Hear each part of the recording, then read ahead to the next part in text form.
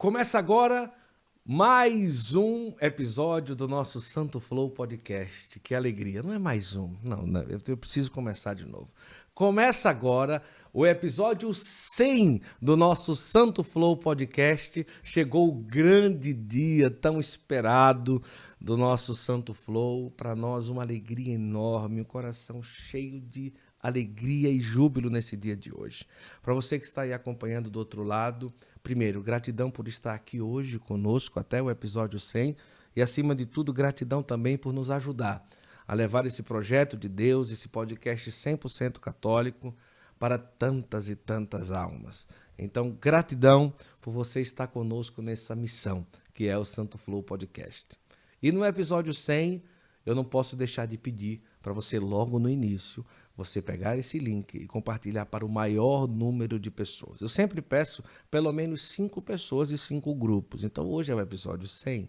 Aí você escolhe aí 10 pessoas para você mandar esse link e 10 grupos, porque hoje é realmente um episódio muito especial. É com muita alegria que o Santo Flow no episódio 100, ele traz o primeiro episódio internacional do Santo Flow. E nós queremos acolher o convidado de hoje, ele que com a sua juventude, com a sua vida totalmente entregue a Deus, um sacerdote que tem aí pelo mundo espalhado realmente a boa notícia. É com muita alegria que hoje, muito conhecido também no Brasil e também em vários outros lugares, mas pela sua simpatia, pela sua alegria, só um não gosta tanto dessa simpatia dele, mas esse daí é melhor que não goste mesmo. Ele é sacerdote, exorcista. Estamos aqui em Portugal e nós recebemos com alegria o padre Duarte Lara aqui no Santo Flow. Sua bênção, padre. Que alegria ter o senhor aqui conosco. A alegria é toda minha. Deus abençoe a todos e que este podcast continue conquistando muitos corações para Jesus nesses tempos que vivemos. Eu falei que tem um que se incomoda com a alegria do Senhor. Esse não tem problema, que ele se incomode mesmo. É uma honra para mim a fúria do demônio. Começamos bem, hein? Que maravilha. Olha, eu quero agradecer muito a Ana Lígia ali, né? Ela que é escritora também da nossa editora Apacentar. Todo mundo conhece pelo trabalho que ela faz lá em Simbres, que agora a gente já percebe que não é simplesmente um trabalho em Simbres, é uma escritora que já tem toda uma história de vários livros publicados e ela nos ajudou a estar aqui hoje, está aqui presente em off, não é? Ana Lígia, e nos ajudou a chegar até aqui, na casa do padre Duarte Lara, onde ele mora com seu pai. A gente vai falar um pouco sobre isso também e a gente está muito feliz por isso. Agradecer também ao Gabriel e ao Lucas que nos trouxe até aqui e está sendo um dia para nós muito especial. Padre, que honra, seja bem-vindo. E aqui eu já começo perguntando, como que começou a vida do padre Duarte Lara? Natural daqui de Portugal, nasce em família católica, em berço católico. O berço eu já vi, inclusive, né? Em berço católico já? Sim, então, nasci em Lisboa, vai fazer 48 anos agora em junho, de uma família católica, digamos assim, mais tradicional, né? Eu ainda conheci 5 bisavós meus e todos eram bons católicos. E os meus 4 avós também. Eu não me lembro de faltar a uma missa no domingo, nunca. Né? E, portanto, isso foi uma bênção enorme, enorme. Mas não só prática religiosa, mas eu diria aquilo que nós chamamos as virtudes humanas, né? Que passam muito pela educação. Então, meus pais, e graças aos meus avós primeiro, né? Me deram uma educação muito completa, eu diria, e muito saudável, né? Teve tempo para tudo, para brincar, para estudar e também para ir crescendo, né? Eu lembro muitas coisas que eu agradeço a Deus, né? A minha mãe me ensinou muito cedo a não mentir, nunca, né? E muitas outras coisas, né? Meu avô, pai do meu pai, me ajudou muito a ter um sentido de usar bem as coisas, não deixar estragar, não é? Uma vez eu lembro, disse para ele, avô, vou comprar uma bicicleta. E ele se alegrou, mas disse, não esqueça que você depois tem que cuidar bem da sua bicicleta. Então são tudo coisas que não escolhemos, que Deus nos dá, e que depois faz parte dos talentos que temos que pôr a render. Verdade. Já desde jovem houve uma possibilidade, uma inclinação ao sacerdócio? A partir de que momento alguma fagulha já nasceu no coração do padre? Então, é engraçado, mas a questão do sacerdócio veio mais tarde só. Na infância, eu diria, na adolescência, não veio. O meu horizonte de vida era outro, naturalmente, não sei. Primeiro porque não tinha nenhum exemplo, se calhar, na família próxima, não é? Não havia nenhum modelo de sacerdote portanto, a questão veio em dois momentos. Primeiro, eu diria, com cerca de 18, 19 anos, eu tinha uma família religiosa, Sim. prática, uma família normal, né? mas até aos 18, 19 anos, não é que fôssemos especialmente fervorosos, né? Não rezávamos o terço em casa, Sim, né? sim. Pronto, mas eu dediquei-me muito, além da vida de estudante, né? Que era a minha obrigação. Eu lembro, por exemplo, eu às vezes tinha notas boas, né? E eu via os meus colegas, os pais davam prémios para eles. É? E eu, quando chegava à casa, até podia ser um dos melhores alunos da aula, tinha o quadro de honra, não sei se existe no Brasil, aqueles que estão no quadro de honra. E o meu pai dizia apenas: você fez a sua obrigação. Então tudo isso foi bom. E na altura, eu diria, desde os 6 anos até às vezes aos 25, eu fiz muito esporte. Muito. E eu gostava muito e os meus pais concordavam, né? Então, Benfica ou Sporting? Sporting. mas o futebol não era Não muito. era. Não era Sim, muito. sim. Eu fiz um pouco de tudo. Eu cresci junto ao mar, então fiz muito ténis, vela, Olha, equitação, na praia bodyboard. No Brasil também tem Sim. muita gente, né? Esqui na neve. E motas foi o que eu gostei mais, todo o terreno, e pronto. E então foram várias fases e, portanto, uma parte do meu tempo foi gasta com os meus amigos, com alguns dos meus tios, alguma parte da minha família, que também foram eles que me levaram para alguns desses esportes. E depois comecei me envolvendo, digamos assim, com movimentos da igreja, já tarde, não por iniciativa dos meus pais, mas por um convite que me fizeram uns amigos dos meus pais para ir ajudar num campo de férias como animador, como um dos jovens que coordena. Um acampamento. Isso, um acampamento.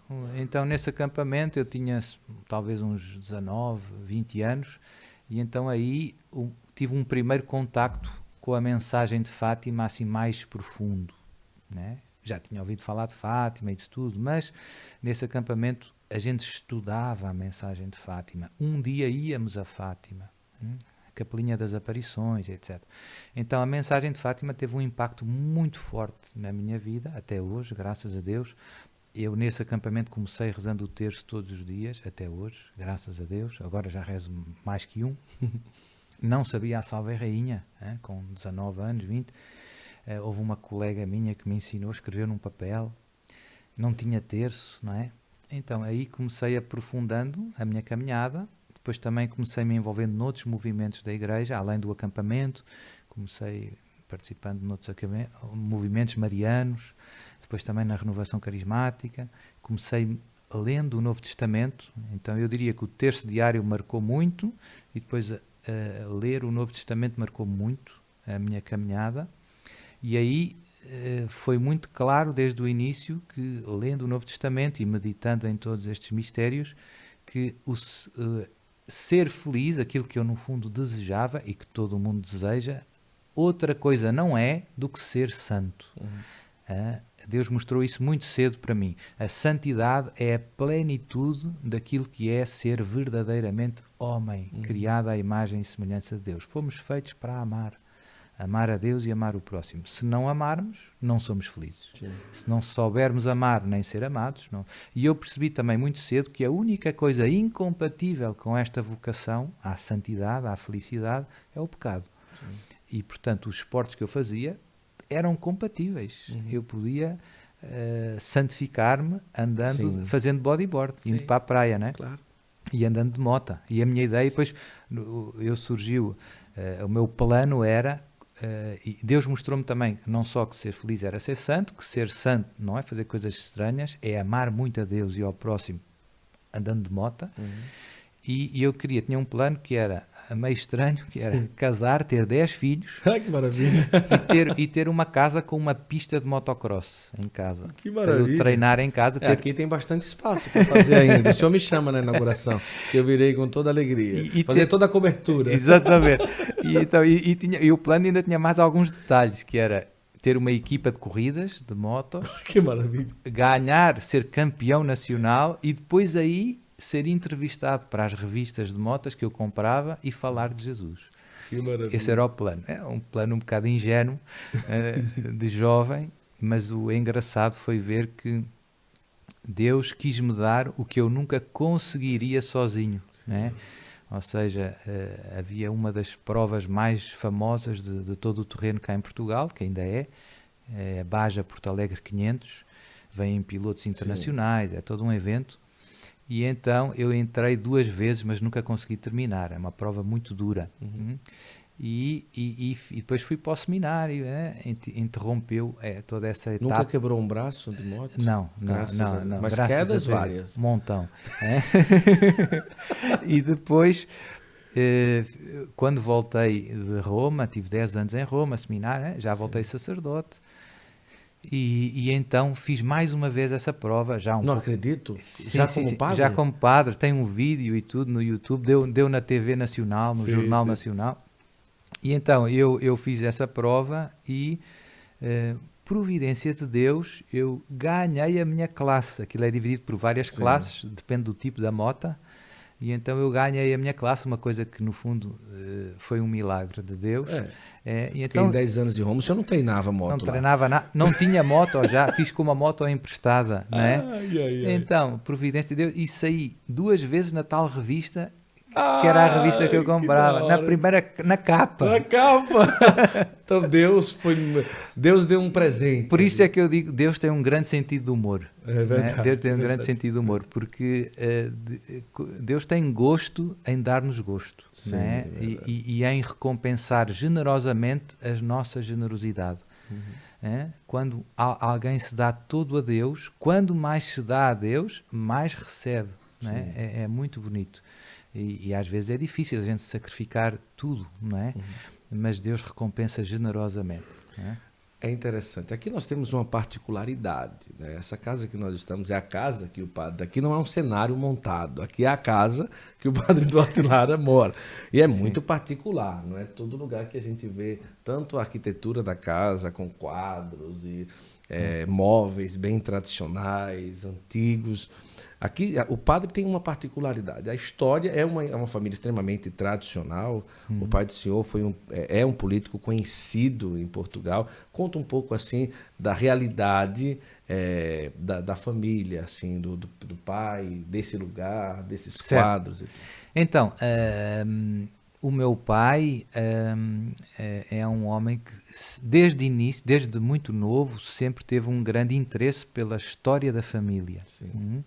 E hoje já tem 70 anos, ele, ao longo dos anos, ele começou muito cedo, fazendo pesquisa em arquivo, etc, e falando com os familiares dele, que eu ainda conheci muito, não é? O avô dele, o meu bisavô, era muito amigo dele, então ele descobriu muita coisa e foi investigando. E ele veio visitar esta casa, que era a casa onde nasceu o trisavô dele, onde viveu o trisavô dele. Não sei se nasceu nesta, mas viveu nesta. E ele veio cá há quase 50 anos, a esta casa, visitar-me. Eu tinha 1 mês. Ele veio em 1975 visitar esta casa. E ficou logo fascinado e tentou pedir ajuda ao pai dele, ao meu avô, para comprar esta casa, que era o sonho dele. Mas depois não deu certo. Né? O meu avô não colaborou, achou que era uma ideia passageira, que não fazia sentido. Entretanto, esta casa depois foi uma escola, e depois ficou em ruínas e providencialmente, o meu pai, numa pesquisa na internet, encontrou esta casa à venda e no dia seguinte veio e comprou. e isto foi há 12 anos atrás. E começou um processo de reforma, reformou a casa, não estava habitável, já tinha árvore crescendo aqui dentro, e juntou tudo aquilo que ele andou juntando da família, um montão de quadros, de livros, de tudo, né? Cartão de visita, bengala, carteira de senhora, tudo que ele andou juntando da família, fez uma espécie de museu da família, na esperança de que os descendentes dele conheçam e não percam, no fundo, as suas raízes, né? É importante perceber de onde vimos para perceber quem somos, né? Nem eu, nem os meus irmãos, o meu pai ainda teve ali um momento a tentar ver se algum de nós queria estas coisas e tal, então não deu muito certo, e então eu agora conto, ninguém sabe, né? Ele incumbiu-me de dizer: você vai ver se surge algum dos seus sobrinhos, né, que tenha algum interesse por estas coisas, né? Então sou o titio que tem que zelar para ver quem é que tem gosto, né, por manter viva esta memória familiar. E pronto, então esta é a razão de ser desta casa. Entretanto, o meu pai há poucos meses se aposentou da vida académica, ele foi professor toda a vida, era professor catedrático em Lisboa, e agora veio viver para aqui, e como eu estava vivendo bastante perto, Lamego fica bastante perto, são 50 quilómetros, eu também vim viver para aqui, para ele ter apoio, né? Fazemos companhia um ao outro, e tem sido também uma bênção, né? E portanto, pronto, é isso, essa é um pouco a história. Que maravilha. Depois nós vamos conhecer um pouco aqui com esses detalhes. Agora, quando jovem, praticamente assim, o senhor teve muitas possibilidades, né? Talvez ser o que pensasse ser e tudo, né? Do esportes, condições para isso também sempre teve e tal. Em nenhum momento, quando jovem, acabava passando um pouco daquilo que é a normalidade da regra, das coisas, do pai puxar um pouco a orelha e tudo, alguma coisa nesse sentido? Ou sempre foi disciplinado? Os meus pais me ajudaram muito, porque me ajudaram a ter convicções fortes. Muitos pais, eu penso que com boa intenção, tentam disciplinar os filhos proibindo muito. Isso não é muito útil, é necessário disciplina, né? Mas não é suficiente. O interessante é convencer os seus filhos. E, portanto, vou dar exemplos, né? O meu pai me preparava para situações que a vida ia trazer mais à frente, e trouxe, né? Por exemplo, o meu pai disse: você vai ter colegas da escola que vão tomar drogas, então você tem que pensar o que é que vai fazer. E ele não insistia muito que decisão é que eu tinha que tomar, ele só me preparava para a situação, né? Você vai ter colegas que vão fumar, você vai ter que... E então, ninguém sabe isto muito, não é? Mas graças a estas ajudas da minha família, até hoje, eu já tenho, não é, quase 48 anos, eu nunca fumei um cigarro na vida, porque eu não quis. Ninguém obrigou, não é? Podia ter fumado. Se eu fumasse, o meu pai não se ia zangar comigo. Mas ele deu-me os instrumentos para lidar com essas situações. A maior parte dos meus colegas e amigos, não é? Nunca tomei uma bebedeira na vida. A maior parte dos meus amigos, muitas bebedeiras, muitas, não é? Mas eu era um santinho de altar? Não, né? Depois também com as motas fiz alguns disparates, se calhar andava fazendo, né?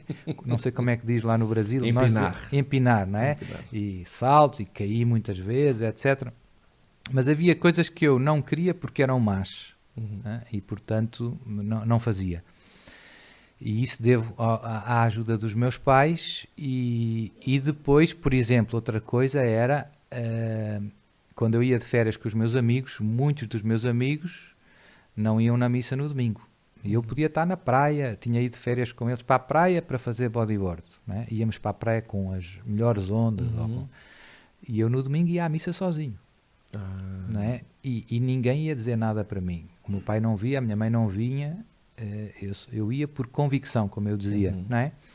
Pronto, então eu penso que, e por isso eu também tento ajudar tanto os casais, porque eu vejo que ninguém tira curso de pai, não é fácil educar, é uma arte, né?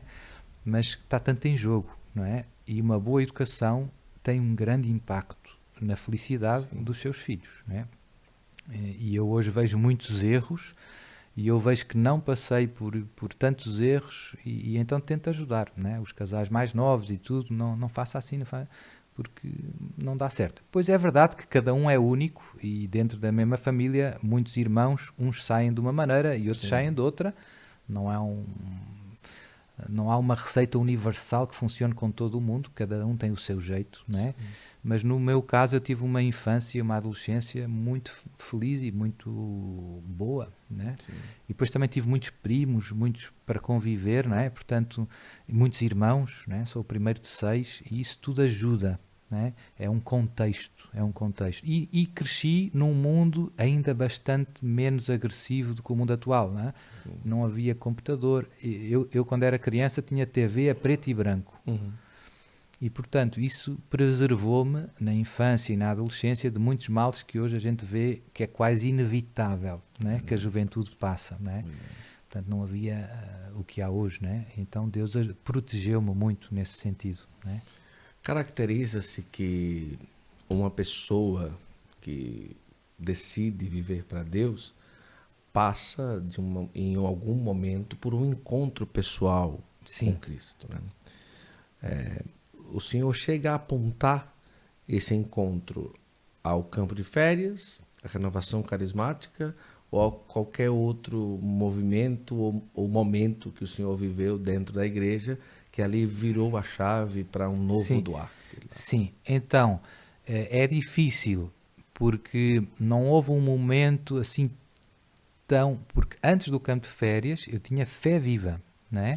Eu lembro-me que um dia, não sei quantos anos eu teria, mas eu diria 12, 14.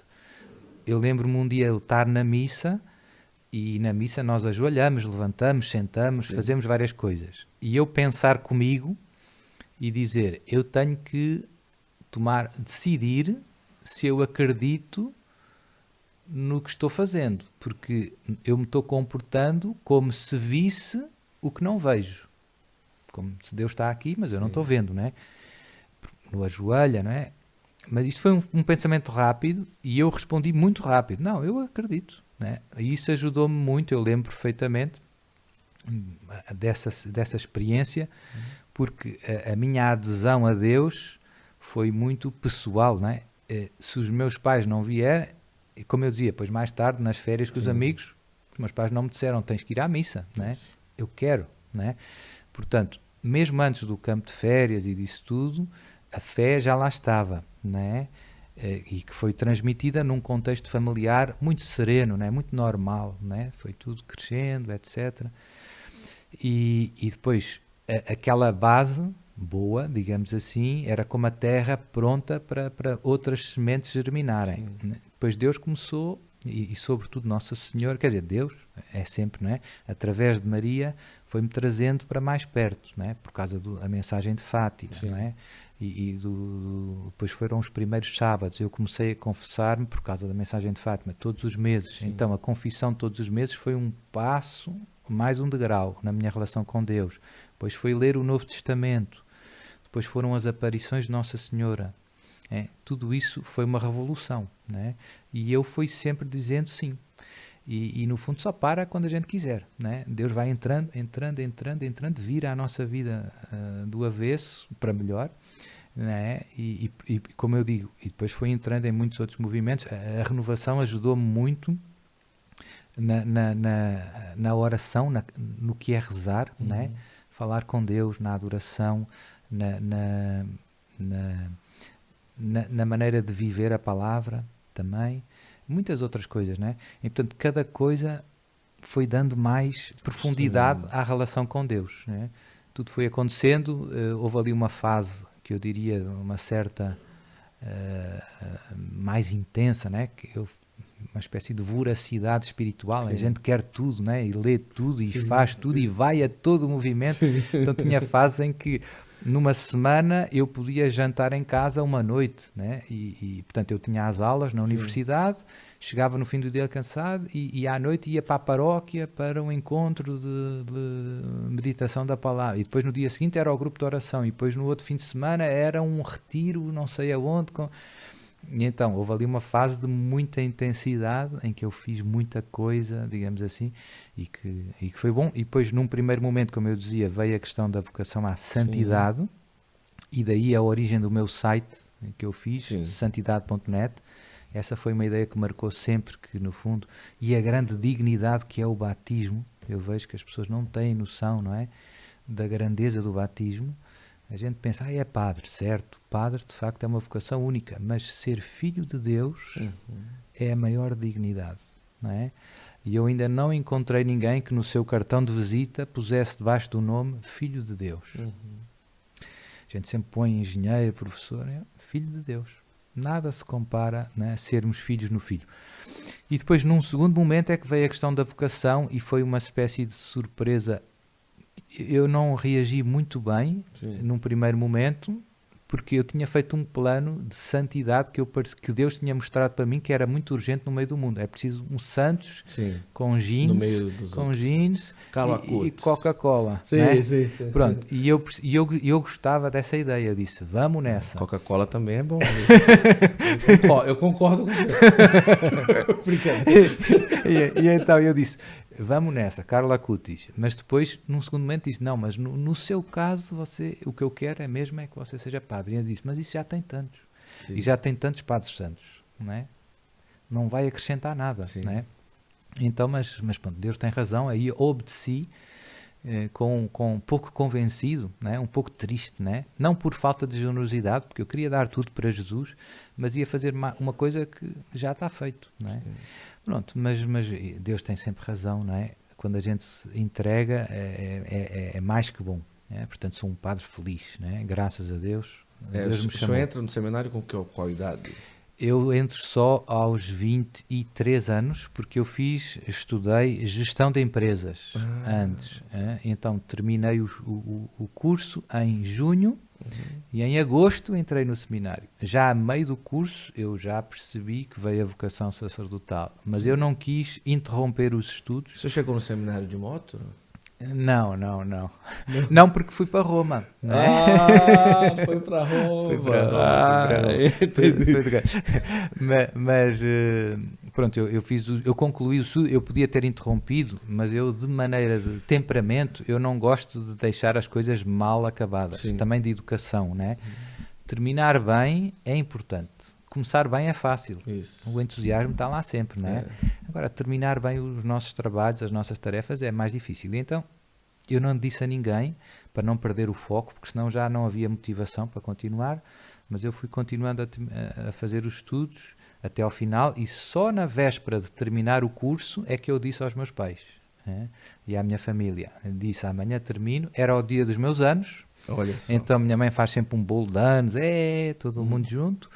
E então eu aproveitei e disse, amanhã termino o curso e depois vou para o seminário. Foi assim um balde de água fria. Nossa. Deu um certo gelo. O meu pai já tinha arranjado um bom emprego para mim e tudo. Eu tinha feito um estágio até num banco brasileiro, no Unibanco, já não existe, em São Paulo, em 97. Então tudo isso foi uma experiência que eu já sabia que não ia ser o meu futuro. Mas foi bom, né? É sempre bom. E depois entrei aos 23 e fiz até aos 30 no seminário, 7 anos. E depois fui ordenado sacerdote aos 30, que também me marcou muito. Foi a idade em que Jesus começou o ministério público. Isso. Então foi tudo... foi tudo. E a formação no seminário, o senhor passou bem aqueles anos do seminário? Teve algumas dificuldades? Então, eu gostei muito. Eu escolhi com calma, né, um bom seminário. Infelizmente, às vezes a formação no seminário e nas universidades de teologia não é sempre a melhor. E então, nos anos em que eu estava estudando gestão de empresas, eu comecei-me aproximando dos seminaristas de Lisboa, que era onde eu estudava, e do seminário, ia almoçar no seminário, etc. E então descobri que havia alguns professores na universidade que eles tinham, que era a mesma, era a Universidade Católica Portuguesa, eu era aluno da Faculdade de Economia, né, de Gestão, mas a universidade é muito grande e tem tem Direito, né, e tem Teologia, tem Filosofia.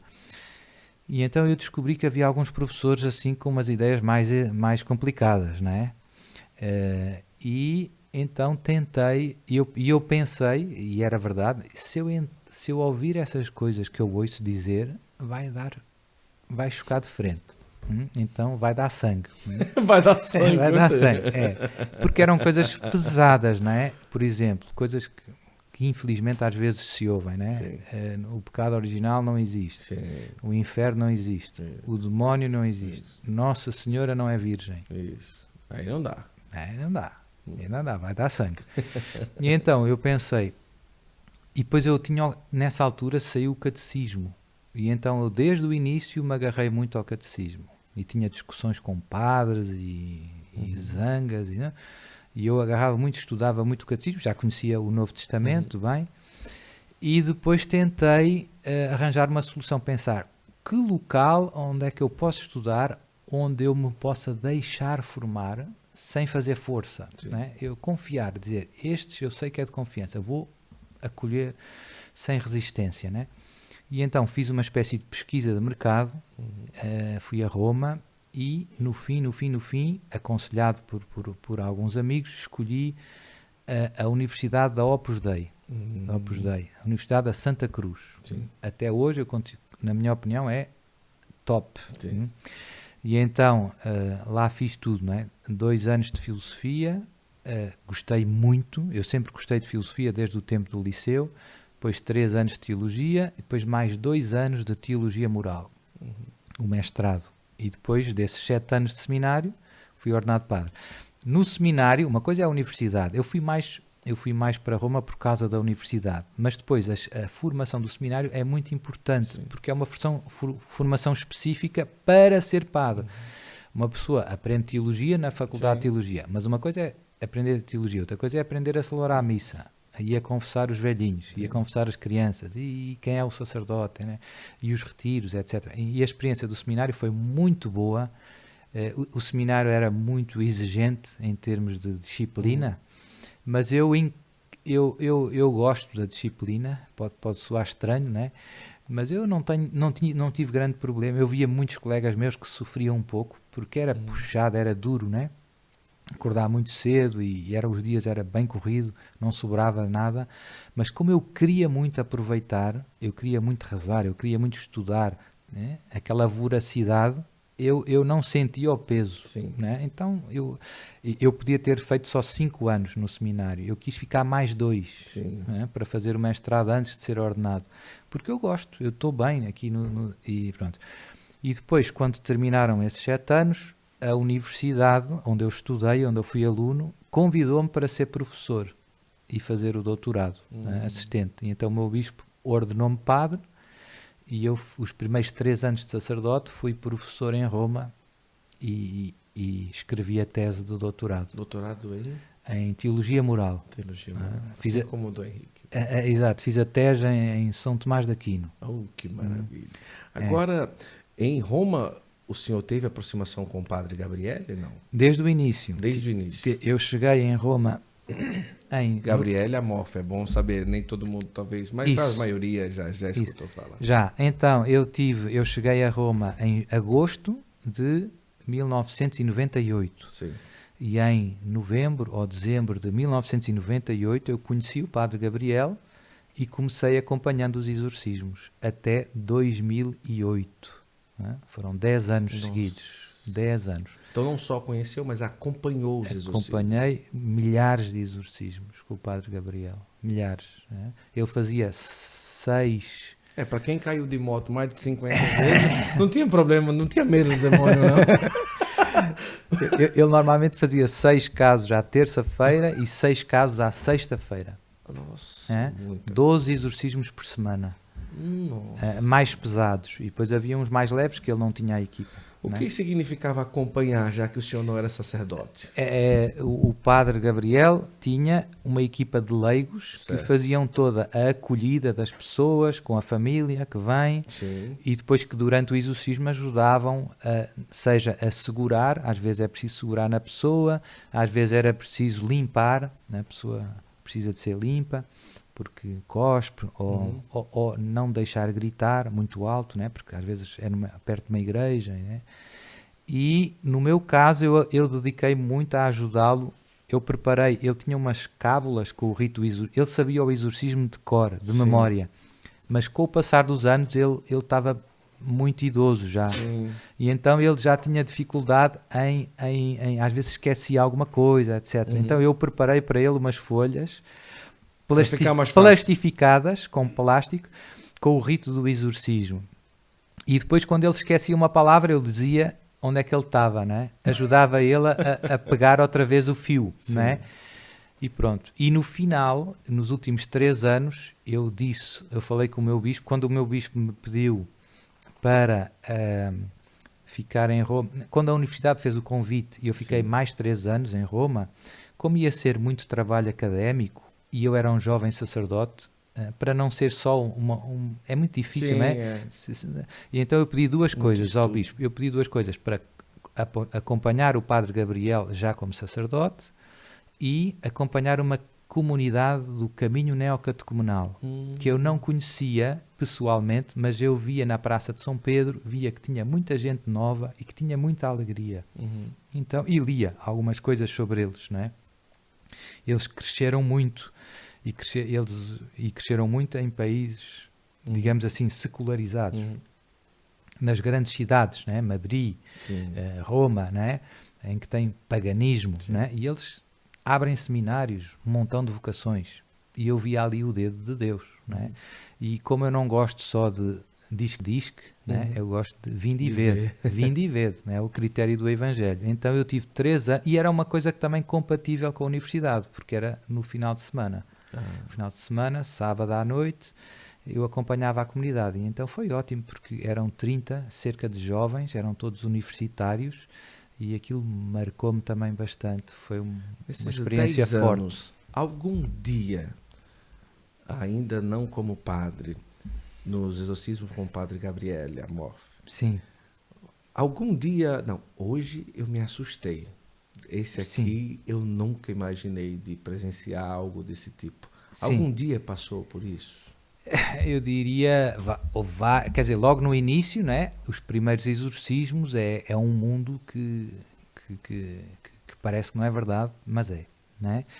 Mas é muito bonita a experiência na prática. Os filmes não ajudam, porque na prática... Eu ia perguntar se os filmes ajudam. Não ajudam, porque é uma caricatura, é uma deformação da realidade. Quando a gente vê uma caricatura, reconhece a pessoa, mas os traços da pessoa estão bem exagerados. E, portanto, é e não é. Não é, não é uma foto, né? É uma caricatura. Então os filmes, no fundo, o fundamento é verdadeiro, mas está exagerado, está deformado e está descontextualizado. Ali uma das coisas muito bonitas é a serenidade de toda a equipa. Era muita gente, eram uns 5, 6, o padre, mais 4 ou 5. Né? E depois, enquanto o padre reza, todo mundo reza ao terço, em silêncio, e rezava, e havia até sentido de humor, a gente brincava uns com os outros, o padre Gabriel também brincava, e portanto, por incrível que pareça, a gente saía de lá cantando e rindo, não é? Pronto. Agora, às vezes, há muitas cenas fortes, não é? Às vezes, quer dizer, ali o braço, os diálogos com o demónio, não é? A raiva do demónio, a fúria do demónio, a vontade que o demónio tem de nos destruir, literalmente, de nos matar, não é? Então tudo isso se toca muito, não é? A gente vê isso, o ódio a Deus, a Nossa Senhora, são tudo coisas impressionantes, as coisas sagradas em geral, não é? Pronto, então, e depois há casos mais dramáticos que a gente vê como o demónio quase que destruiu a família e a vida, quer dizer, até fisicamente, a pessoa depois, às vezes há quedas que o demónio causa, né? A pessoa cai das escadas, partiu as pernas, né? E foi operada e não sei o quê. No outro exorcismo ela vem muito...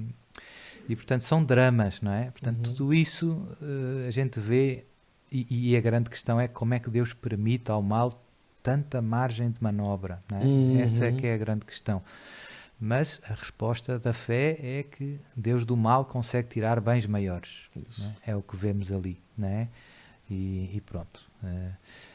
Mas é isso. Né? Então, foram 10 anos de curso praticamente. Né?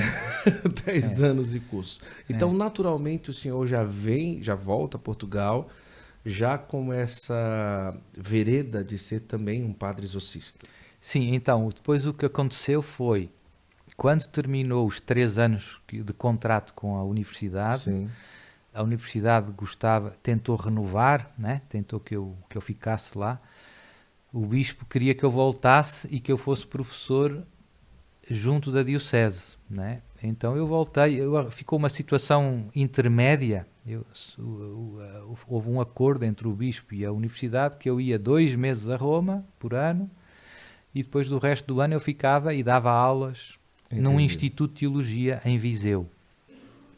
E então, quando houve essa mudança, eu pedi ao bispo que, então, se eu vou dedicar-me ao ensino cá, eu gostava de dedicar uma parte do meu tempo também a atender as pessoas nos exorcismos. E então ele aí nomeou-me, foi em 2008, quando eu voltei de Roma. Fui ordenado padre em 2005, portanto 3 anos depois, em 2008, eu fui nomeado exorcista quando voltei para Portugal e comecei a fazer o que o padre Gabriel fazia em Roma, eu fiz igual.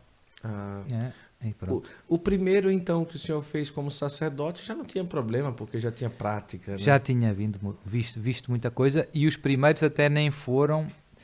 Foi entre 2005 e 2008, naqueles 3 primeiros anos de padre, eu nas férias vinha a Portugal e o que é que acontecia? Às vezes nas confissões as pessoas abrem o coração e dizem: padre, eu ouço coisas às vezes à noite no meu quarto, ou vejo vultos, ou aconteceu isso. E então, como eu já tinha alguma sensibilidade nessa área, eu dizia: agora vamos concluir a confissão, mas depois da confissão eu vou dar uma bênção, né, de libertação. E então, às vezes, não é sempre, não é, surgiam casos que eu via que tinha manifestações diabólicas. Eu rezava só uma pequena oração de libertação e o demónio já reagia. E então, nesses casos, eu telefonava ao bispo e pedia ao bispo autorização para poder rezar o exorcismo naquele caso, que eu já tinha feito o diagnóstico. Né? Como o bispo sabia que eu tinha ele dava autorização para o caso. Eu não era exorcista, era só para aquele caso. Certo. Quando eu vim para Portugal, já era uma coisa mais normal, né? Porque o bispo já sabia que eu tinha tido alguns casos na diocese, né? E portanto deu-me e eu comecei a receber mais gente e foi isso. Quando se chama um exorcista, quando se percebe uma manifestação, quando se ouve vozes, quando a pessoa já participou de alguma seita que tenha ligação com o espiritismo, o candomblé, em que situações uma oração de cura e libertação, talvez feita por um leigo, já pode resolver? Em que situações que as pessoas devem procurar um exorcista? Certo. Então, essa é uma das perguntas mais frequentes. O ponto de partida são distúrbios estranhos, né? O conceito é esse, ou seja, distúrbios para os quais não se vê uma explicação natural. E por isso é preciso sempre um certo discernimento com alguma prudência, né? Eu estou tendo desmaios. Padre, é o demónio? Não sei. Já foi ao médico? Não, então vá ao médico. Então, não é? Então tem que pôr um certo freio, porque tem gente que vê o demónio em tudo. E não é assim, não é? Na maior parte das vezes, há muitos sintomas, é um quadro de coisas estranhas. Normalmente não é só uma coisa, não são só desmaios. Né? E os sintomas menos ambíguos são a aversão às coisas sagradas. A pessoa custa-lhe entrar na igreja, ou no cemitério, que é um lugar sagrado, ou estar presente na missa, ou no terço, não é? Ou à frente do Santíssimo, não é? E, portanto, esses são os menos ambíguos. Mas mesmo esses têm que ter cuidado, porque tem gente que se deixa sugestionar. Vê os vídeos, vê o exorcista dizendo isto, vai no Santíssimo e desmaia. Isso. Mas é sugestão, não é o demónio, né? Ou é pânico, ou é... Histerismo. Pronto, isso acontece. Portanto, é preciso sempre prudência, não é? Eu digo que são os menos ambíguos, mas tem que ter prudência. E como eu digo, é um quadro. A grande porta de entrada são os chamados pecados contra a virtude da religião. São 3, sobretudo, ou 3 famílias de pecados: a idolatria, a adivinhação e a magia. Em que, de alguma maneira, nos 3, o que há de comum? Eu confio a minha vida a uma força sobrenatural. Para ser mais técnico, préternatural, do mundo angélico. E espero dela ajuda, ou presto-lhe culto. Não é? A idolatria, presto culto a uma criatura em vez de ao Criador dos céus e da terra. Adivinhação, espero, ajuda, uma fonte de conhecimento que não é natural. Não é? Ser uma inspiração, as cartas, não é? Os astros, não sei o quê. E a magia é não uma fonte de conhecimento, mas uma fonte de força. Não é? Para o bem, para curar, magia branca, ou para o mal, para matar. Não é? A maior parte dos casos que eu recebo são pessoas, católicos não praticantes, vítimas de um malefício, ou seja, de uma magia negra. Por inveja, por ódio, por vingança, na família, nos vizinhos, nos colegas de trabalho. São os casos mais frequentes. E por não serem praticantes, por não se confessarem, por não comungarem, por não rezarem, são vulneráveis a estes distúrbios diabólicos. Entendi. Pronto, esse é resumido muito é isso. Sim. Hoje se fala muito assim, se a gente comentar muito sobre as religiões de origem africanas, né, e tal, a gente é tido como preconceituoso, certo. Ou alguma tal. Porque às vezes nós católicos a gente afirma, olha, não vai para esses lugares porque existem forças do mal. Né? Mas como é que se fala que é do mal só porque o outro escolheu outra, entre aspas, religião? Sim. Mas até que ponto o espiritismo, candomblé, Umbanda, pela experiência que o senhor já tem, até que ponto isso pode abrir portas ou prejudicar ou diretamente atingir alguém que é católico ou não, ou alguém, assim, no geral? Certo. Então, como eu dizia há pouco, se nós não estamos servindo o Senhor Deus do céu e da terra, o Criador do céu e da terra, como é que Abraão reconheceu que Melquisedeque, sacerdote do Deus Altíssimo, rei de Jerusalém, servia ao mesmo Deus? Como é que Abraão, que não o conhecia, encontrou um sacerdote, rei desta cidade? Como é que eu sei que ele serve? Porque ele servia o Criador do céu e da terra. Portanto, isso é muito importante. Quando a gente procura outras entidades que não são o Criador do céu e da terra, e o Criador do céu e da terra revelou-se à humanidade, disse quem era, falou-nos, enviou o seu Filho, enviou o Espírito Santo. Portanto, se nós estamos à procura de ajuda, salvação, iluminação, fora da palavra de Deus, fora dos sacramentos que ele instituiu, fora da igreja que ele fundou, estamos a abrir o coração ao inimigo. Não é? Nestes cultos afro-brasileiros, etc., é muito evidente que é o demónio que reina. O espiritismo, São Tomás de Aquino, voltando ao meu amigo, diz que é um pacto expresso com o demónio, invocar os mortos, e Deus proíbe isso na Sagrada Escritura. Porque a gente diz, mas é espírita, mas é cristã. Então, mas não leu a Bíblia. O que é que Deus diz no Deuteronômio 18? Não é? Não fui eu que escrevi. E, portanto, ou levamos a sério a palavra de Deus, todo o Antigo Testamento é uma contínua luta para tirar o povo dos ídolos de Israel e destas práticas supersticiosas, porque a tentação era grande. Os povos pagãos tinham estes lugares altos e etc. E o povo de Israel o que é que fazia? Dizia, não, Deus é o que me tirou do Egito, mas vou fazer um bezerro de ouro. né? Mas vou também ali. E hoje temos isso, temos cristãos pouco convencidos, no fundo com uma fé pouco formada, e que ao domingo vai à missa, terça-feira vai ao centro espírita. É incompatível. É incompatível. Sim. Os profetas do Antigo Testamento usavam a imagem do adultério para mostrar como não faz sentido eu casar-me com alguém e depois andar com outra. Não é? É incompatível. Então a quem é que eu amo? Não é? E, portanto, mas foi uma catequese que os profetas demorou, não é? Este monoteísmo, só existe um Deus verdadeiro. Os deuses dos pagãos não são deuses, são demónios, que seduzem os homens, e o demónio sempre imita e arranja, como é que eu hei de explicar? Quando nós vamos numa geladaria, tem muitas variedades, não é? Mas no fim é tudo sempre gelado. O demónio faz isso com todas estas formas de superstições, e tem muita variedade, né? Tem umas mais pesadas, tem satanismo, mesmo dentro do satanismo tem muita variedade, e pronto, e ele arranja para todos os gostos, né? E então muita gente cai, pensa, não, mas isto não é expressamente o demónio. Por trás está ele, né? Por trás está ele. Deus proíbe invocar os mortos, e portanto se você vai brincar com o fogo, arrisca-se, né? Temos que obedecer a Deus, ser humildes, obedecer a Deus e viver como Ele pede, né? Portanto, no fim é isso, né? Na minha vida, andando por aí como missionário, já presenciei bastante coisa, né?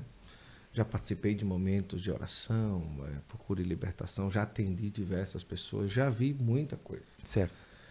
E uma percepção que eu sempre tive é que o ódio ou a falta de perdão, sim, ele diretamente, em muitos casos, estava ligado a um caso ali de uma certa infestação ou manifestação. Claro, não é possessão, mas sim, ali, ligado, né?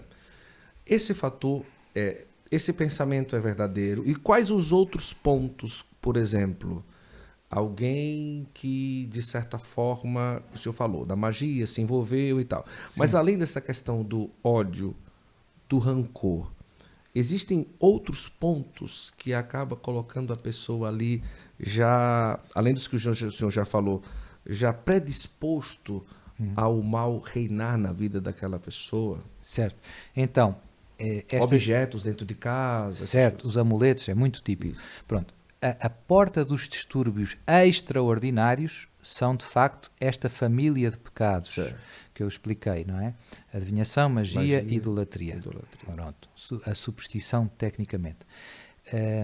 Mas a saída, as pessoas que têm estes distúrbios para sair, para ser libertas, tudo aquilo que de alguma maneira as prende ao pecado condiciona a libertação. Ou seja, a falta de perdão não é a causa dela estar possessa, certo, mas é a causa dela não ser liberta. Está vendo? Pronto, ela está possessa por outro motivo, mas ela não fica bem porque a graça de Deus não está entrando. Porquê é que não está entrando? Porque há um apego ao pecado. E por isso o trabalho do exorcista é sobretudo um trabalho de direção espiritual, de ajudar a pessoa, sobretudo um católico não praticante, a conhecer a fé e a viver a fé e a fazer cada vez confissões melhores, mais arrependidas, mais completas, não é? Portanto, esse trabalho é muito importante. Se falta conversão, o processo de libertação não se dá, ou dá-se mal, não é? Ou a pessoa não fica...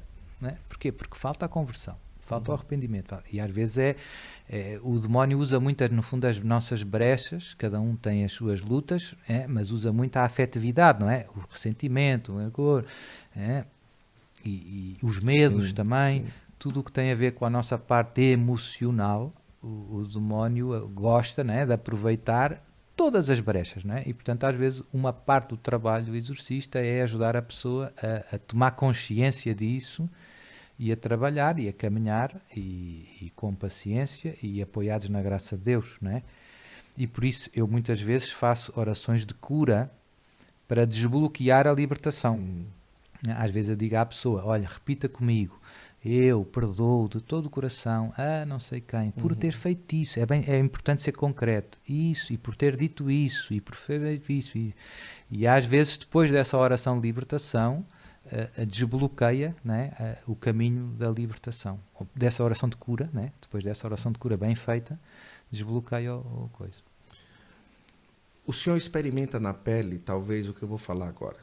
Quando chega no encontro, Sim. em lugar, as pessoas tratam o padre exorcista como se fosse um padre de categoria nível 2. Sim. Ah, o padre exorcista, o padre aquela coisa, né? Então se vier de outro país, e se vier nível de 3. nível 3. Mas o motivo, talvez, Sim. não seja uma escassez de exorcistas no mundo. Sim. Porque são pouquíssimas as dioceses que se tem realmente exorcistas constituídos, ou pelo menos 2, às vezes raramente 1. Certo. Não seria necessário acordar para isso? Por que falta tanto nas dioceses, na igreja, uma presença de sacerdotes exorcistas? Ou realmente é para ter poucos mesmo? Não, é para ter muitos. E hoje, com o paganismo, à medida que cresce o paganismo, a quantidade de pessoas com problemas de origem, distúrbios extraordinários de origem é mais. E, portanto, há cada vez mais trabalho. Quando o padre Gabriel, quando eu estava começou nos exorcismos, havia 20 exorcistas em Itália. Na Itália inteira? Na Itália inteira. Hoje tem mais de 200. Ou seja, ele sensibilizou os bispos para este problema pastoral. Certo. E graças a Deus hoje em dia há muitos exorcistas falando e muitos teólogos escrevendo sobre estes temas. Né?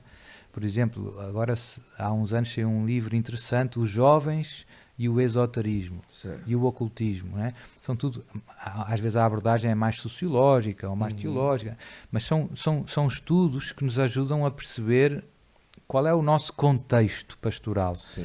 E, da parte da Igreja, nós temos que dar a resposta às necessidades do povo de Deus. Né? Pode ser catequese, pode ser mais sacramentos, pode ser orientação. Né? E, neste caso, a pastoral da libertação está muito esquecida. Né? Porquê? Porque os bispos, a maior parte dos bispos viveu noutro contexto. Num contexto mais cristão, que não havia tanta bruxa, nem tanta coisa, né? E o mundo muda muito rápido. Hoje em dia, em 20 anos, o mundo muda muito. Então, às vezes os bispos não sentem essa necessidade pastoral. Pensam que não é tanto assim, que é exagero do padre. O padre escreveu o livro, mas é um exagero, não é bem assim. E às vezes há ainda outros problemas, digamos, de origem teológica. O bispo, no seminário, aprendeu que o demônio não existe, né? Estudou Rudolf Bultmann, não é? Que diz que os milagres do Novo Testamento é tudo um exagero, não é bem assim, não é? Então como é que ele vai nomear um exorcista se o demónio não existe? É um contrassenso, não é? E, portanto, é preciso paciência e formação, no fundo. Por um lado, sensibilizar as autoridades eclesiásticas para este problema pastoral. Sim. O povo de Deus está sofrendo por falta de exorcistas. E, por outro lado, dar a resposta. Não é? E os exorcistas também não se improvisam. Não é que dá para... Não chega só a nomear, fazer um decreto. Não é? Porque se o padre não acredita... não adianta. Tem muitas dioceses cá na Europa em que o bispo nomeia um exorcista para ficar bonito na fotografia, mas o padre não acredita que o demónio existe e não quer fazer exorcismos. Então está nomeado, mas é o exorcista, mas não faz, não é? Sim. Então isso não resolve também. Portanto, no fim é uma questão também de conversão, digamos assim. Né? E pronto. O nível de conversas e o quanto a gente escuta hoje sobre o suicídio no mundo inteiro, não é, padre? A gente escuta um caso atrás do outro. Sim. Pode-se afirmar que diretamente isso também está ligado a uma força maligna? Talvez, claro que sim.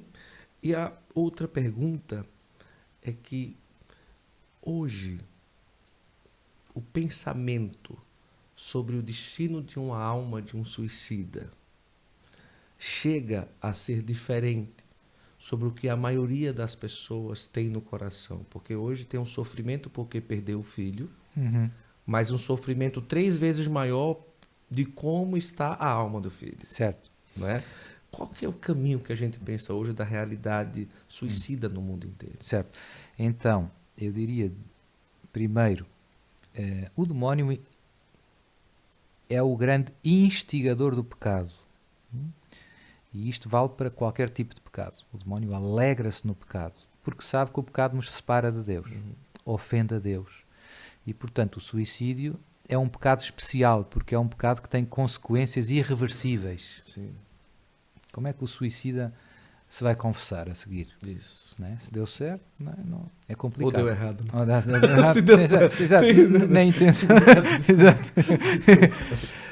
Então, é um pecado dramático nesse sentido, não é? Sim. É um pecado que tem consequências irreversíveis. Como outros também, há muitos pecados que também têm consequências irreversíveis. Mas é importante fazer uma distinção, eu vejo isso muito no meu ministério. É verdade que as pessoas que são atacadas pelo demónio também são muito atacadas nesta área das incitações ao suicídio? Sim. Os casos que eu tenho nos exorcismos, muitas pessoas tiveram tentativa, e o demónio instiga muito ao suicídio? Sim. E às vezes involuntariamente, ou seja, como eu digo, faz cair das escadas, ela parte, podia morrer. Não é? Portanto, às vezes há casos que é completamente involuntário. A pessoa pode acabar morrendo por culpa do demónio. Às vezes é por instigação mais interior. A pessoa, num caso de desespero, o demónio massacra muito com aquela ideia, não é? Mas também é verdade que eu noto que no mundo em que vivemos há muita depressão, a crise do sentido. Há muita gente que vive sem e triste, né? E a depressão é uma doença. Eu não sou médico, mas eu vejo que a depressão tem uma grande correlação com o suicídio. Sim. Ou seja, infelizmente, né? Portanto, e isso tem uma causa patológica, né? Portanto, e preciso cuidar, não é? Não pôr as culpas todas no demónio. Não é que o demónio não se alegra. O demónio alegra-se com a depressão e com a tentativa de suicídio das pessoas que estão deprimidas. Mas ele não é o fator, a causa principal, sim, não é? Naquilo. É mais um, não é? Pronto. E, portanto, eu acho que é importante distinguir isso.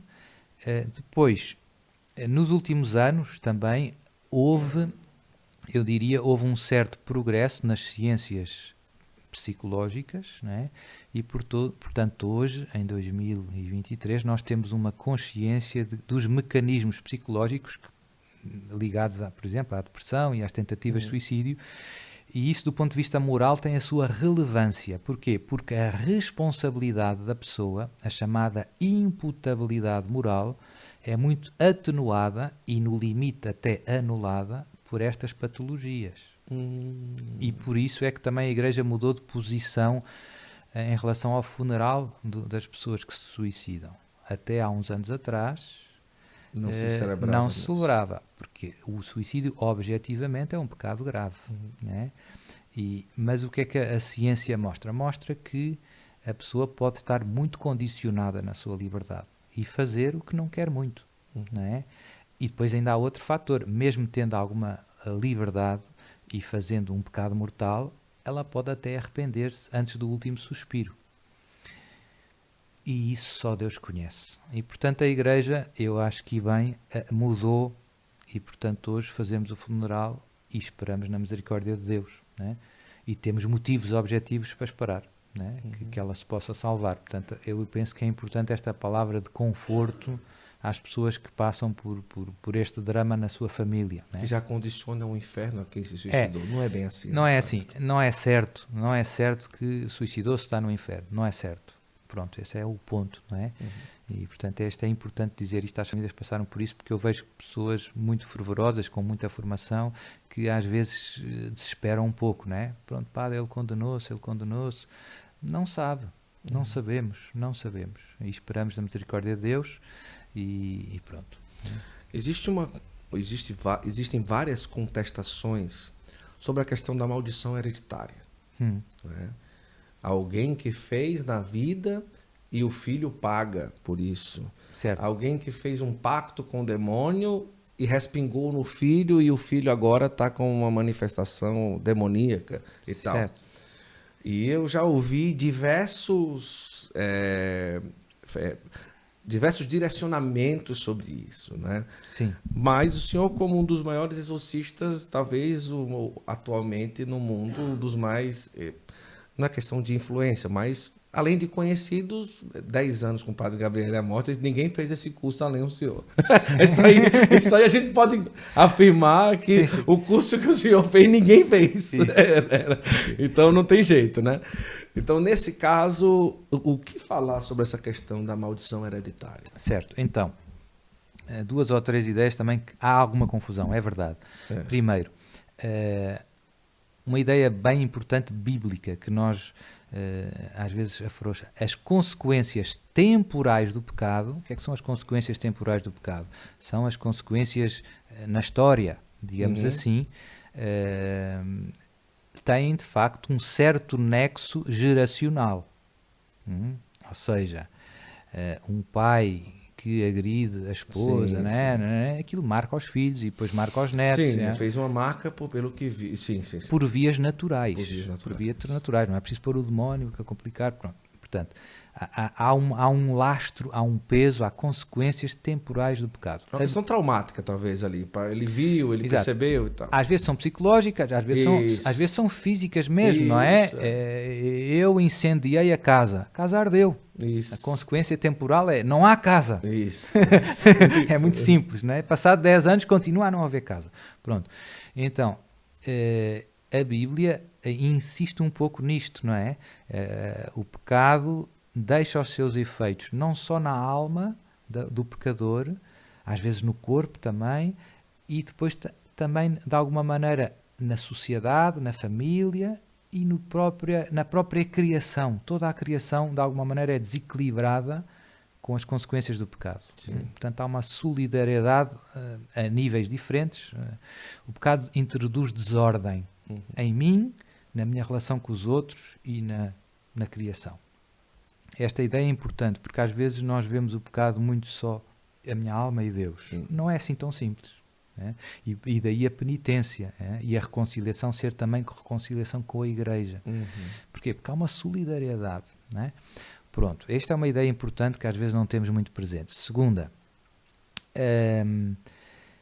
a Bíblia diz que pune o pecado do pai dos filhos até à segunda... Tantas milhares de gerações. Mas também a bênção, é importante ver a desproporção depois, que a bênção de Deus vai até à milésima. Isso. Ou seja, o pecado tem uma certa inércia, podemos dizer, social, cosmológica, comparado se nós quiser, à bênção. Mas a bênção é sobreabundante. Portanto, esta é importante. Né? Depois, do ponto de vista em específico dos ataques diabólicos numa linha familiar, que é um discurso diferente, né? Eu falei do pecado em geral. Agora, outra coisa é possível que uma pessoa que faz uma consagração ao demónio, os filhos serem atacados, etc, etc. Sim, é possível. Tenho alguns casos, às vezes, e infelizmente as consagrações feitas de membros da família produzem um laço espiritual forte, ou seja, é difícil tirar o demónio, é mais difícil tirar o demónio quando foi o avô ou o pai a consagrar os familiares. O laço de sangue também é um laço espiritual, não sei bem explicar, né? Pronto. Normalmente os casos que eu tenho é o vizinho, o colega de trabalho, não sei o quê, por causa do terreno, por causa do trabalho. Né? Então isso se resolve, mas às vezes é o pai, às vezes é a mãe. Isso é bem complicado. E o demónio, até no exorcismo, reclama os seus direitos. Diz, o pai deu-me. Não acredito.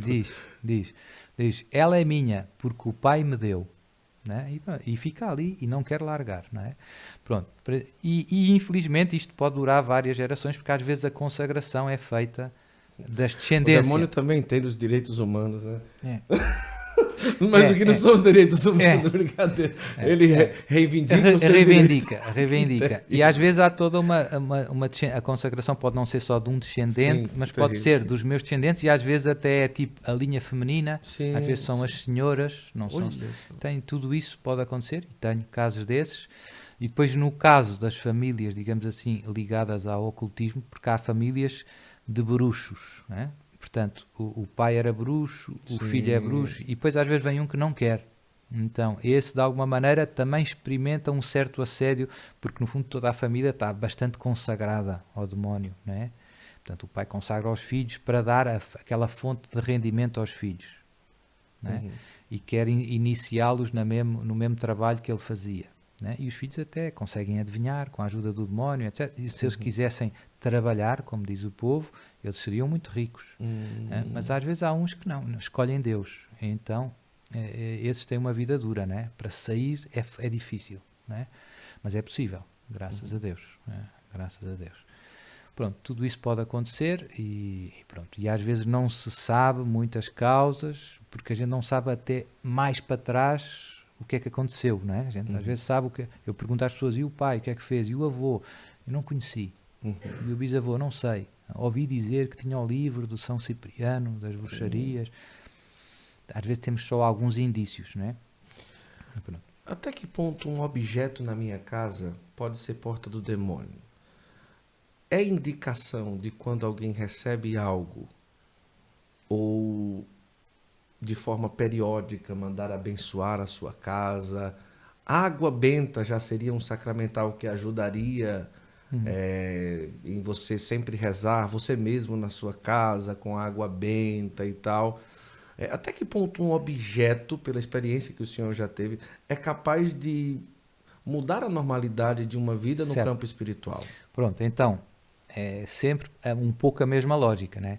Objetos envolvidos em cultos ocultas, não é? De alguma maneira o demónio depois consegue usar para ir para além da simples tentação, não é? E por isso é preciso algum cuidado com alguns presentes de origem duvidosa, é o que eu digo às pessoas. É preciso aqui algum bom senso, porque não é preciso ficar em histeria, em paranoia.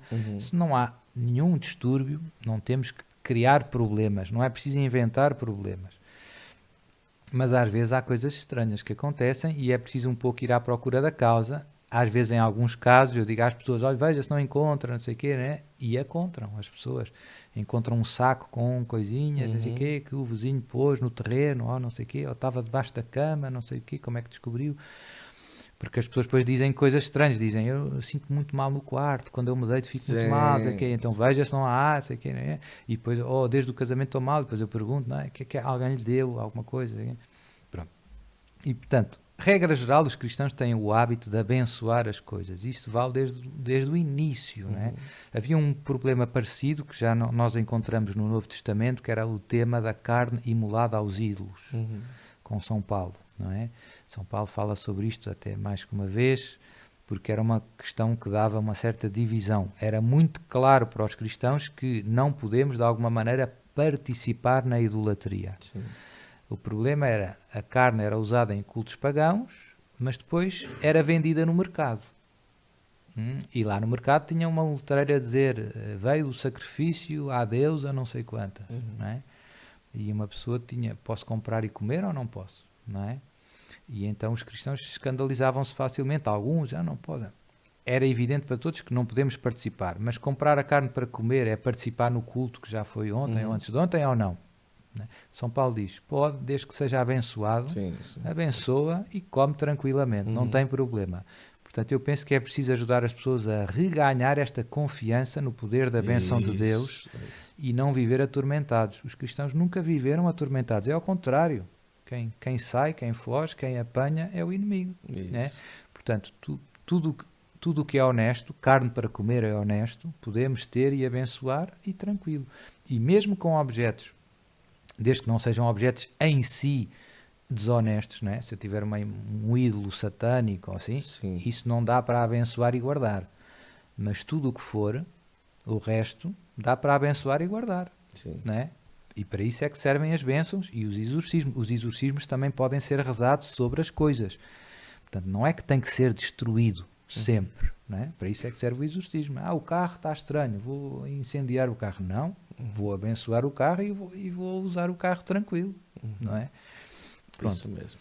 Olha, eu tenho duas perguntas que são das principais que eu queria tocar aqui, mas eu quero pedir um minuto a você que está conosco. Não é? Primeiro, para agradecer de coração a presença da Veste Sacra aqui no nosso podcast. Essa camiseta que eu estou utilizando aqui, achou bonita? Linda. Linda. Nossa, esse linda merece a Veste Sacra mandar uma pro Padre Duarte, não merece? Esse linda, hein? Eu vou preparar e vou mandar pro senhor. Receberia de bom grado, né? Oba, legal. A Veste Sacra, como você está vendo aí o site, são camisetas belíssimas, fabricadas na cidade de Brusque, Santa Catarina. Camisetas que realmente evangelizam, camisetas católicas de verdade. Ela sempre nos veste aqui no Santo Flow. E você pode pedir, vai chegar na sua casa com muita rapidez. E a Veste Sacra, ela, além de rapidez e ser uma camisa católica, é extremamente confortável. Realmente feito com fios muito bem escolhidos, com algodão de extrema qualidade. Então você vai pedir na sua casa aí, não só essa, mas são dezenas ou praticamente milhares de estampas que você pode ter, sempre estampas assim nesse nível de catolicismo, né? Vale a pena, né? Nota 10. Nota 10. E também quero trazer para você uma outra oportunidade para sua casa, para o seu trabalho, é ter realmente uma imagem que vale a pena. Sabe, existem imagens que são imagens, existem imagens que nos levam a rezar, não é? Como essa que eu trouxe de presente para o senhor do Artesanato Costa, que a gente está trazendo aqui. E vai ficar aqui hoje de presente o Padre Duarte Lara. Muito obrigado. Um passarinho me falou que existe alguma proximidade do coração do senhor com a Imaculada Conceição. É verdade. E essa daqui vai acompanhar o senhor lá do artesanato. Vou mostrar aqui com detalhes. O senhor mostra lá na câmera do Artesanato Costa. O que é que o senhor achou? Pode falar. Muito bonita. Eu olho logo nos olhos, Isso. porque é difícil fazer os olhos bem, então perfeitinhos. Imagens do Artesanato Costa, na minha opinião, são imagens que falam, não é? Imagens que nos levam a rezar. E aí agora o Padre Duarte Lara tem também o Artesanato Costa, que assim, você vai olhar no site, são dezenas, nossa, milhares, se fala de mais de 3.000 formas de imagens, é muita coisa. Mas das mais tradicionais, você pode olhar aí no site, pedir também na sua casa e o padre vai dar opinião. Vale a pena ou não vale a pena? Muito bonita. Muito bem feito, muito É detalhe, verdade. não é? Muito... É verdade. Mas por que a Imaculada Conceição tem alguma proximidade com o senhor? O senhor tem uma devoção? Devoção pode-se dizer nossa, mas uma proximidade a esse título de Nossa Senhora. O motivo principal foi porque no dia do meu batismo o meu pai me ofereceu à Imaculada Conceição. Olha só. Então ela é que tem os copyrights aqui. Os copyrights, gostei. Ela que Tem os créditos. aí, Tem os que créditos. maravilha. Né? Que coisa boa. Então foi bem escolhido. A gente Muito. quer agradecer ao Artesanato Costa pelo presente e por essa Obrigado. lembrancinha aí ao Padre Duarte. Seja aí companheira. Olha os olhos dela, eu nem tinha olhado. São... Veja com atenção. Olha só. Mas olha, realmente belíssima, viu? Belíssima. Mas vai ser uma boa companheira, com certeza. Então, o Artesanato Costa você também pode ter na sua casa, tá bom? Ô padre, duas coisas importantíssimas aqui. Vamos lá. Nós poderíamos passar horas e horas escutando as experiências que o senhor já teve em exorcismos e tal. Mas me parece que essas experiências elas serão expostas em um livro próximo. Isso é verdade, padre? Não? Parece que sim. Que maravilha. Mas não sei se vai ser muito o tema, o foco vai estar muito Certo, nos exorcismos, sim, né? sim. Não sei. Tem que falar com a autora. Ana Lígia, ela está aqui, tá certo? Mostra um pouquinho, Ana Lígia. Pega lá a câmera. Mostra ela. Fica sentadinha mesmo, mano. Tá ótimo aí no sofá. Dá um jeitinho ali, filha, vai. E a Ana está preparando esse livro, que ainda vai ter um título especial, né, Ana? Ainda vai ter, né? Ana Lígia, todo mundo conhece, ela é escritora de vários livros, como Diário do Silêncio, Inquisidor de Símbolos e outros, tá certo? E está preparando também aí um livro que foca não só nos relatos de exorcismo, mas também a vida do Padre Duarte, né, Ana? Também, né? E outras coisas também, não? Também outras coisas. Outra coisa, né? Então, esse livro em breve, né? O passarinho me disse também que talvez vai ser na editora Apacentar, né, Ana? Passarinho tá sabido. O passarinho tá sabido. Que para mim vai ser um grande presente, não só porque sou proprietário da editora Apacentar, mas porque o nome Apacentar é uma homenagem a do Henrique, que tinha como lema episcopal Apacentar em Cristo. Então, eu tenho certeza que ele também está muito feliz em Nosso Senhor ter preparado essa aproximação e esse livro aí, que vamos ver como que vai sair, mas em breve você pode esperar pela editora Apacentar, com a escritora que é a Ana Lígia, que vocês já conhecem, e com o teor do padre Duarte Lara. Que presente, não é? É o primeiro ou o senhor já escreveu? Tem um outro que eu já vi, não é? Do senhor? Um livro? Tem um que eu publiquei com a Canção Nova no Brasil. Eu lembro. Exorcismo, oração de libertação em 40 questões. Certo. Demónio, exorcismo e oração de Isso. libertação em 40 questões. Isso. Esse eu publiquei. É como se fosse um tratado rápido de perguntas e respostas, de questões. Isso. E depois, basicamente, tem esse, né? E depois tem outras coisas mais académicas. Mas para o povo é esse. Ótimo. Então esse outro aí estaremos esperando com muita curiosidade, né? Vai ser muito bom. Ô padre, tocando no assunto do fim dos tempos, o senhor tem vários vídeos que falam sobre isso. Certo. Não é? Levantar essa questão não seria despertar medo no coração das pessoas? Sim. E de que forma falar sobre isso para que não caiamos num viés desesperado, Certo. ou simplesmente aterrorizante em Certo. relação a esse assunto? Certo. Então, quem levantou essa questão foi o céu, foi Nossa Senhora, não é? Como se fosse assim, padre, como se fosse assim, olha, não fui eu que comecei. É um disclaimer, não é? Então, se a iniciativa fosse minha, eu concordaria que não é boa ideia levantar a questão. Mas é o céu, o que é que eu noto? Eu noto um padrão nas aparições marianas dos últimos 200 anos, se nós quisermos, de nos querer preparar para tempos difíceis. Não de nos querer assustar para tempos difíceis, mas de nos querer preparar. Porque eles virão.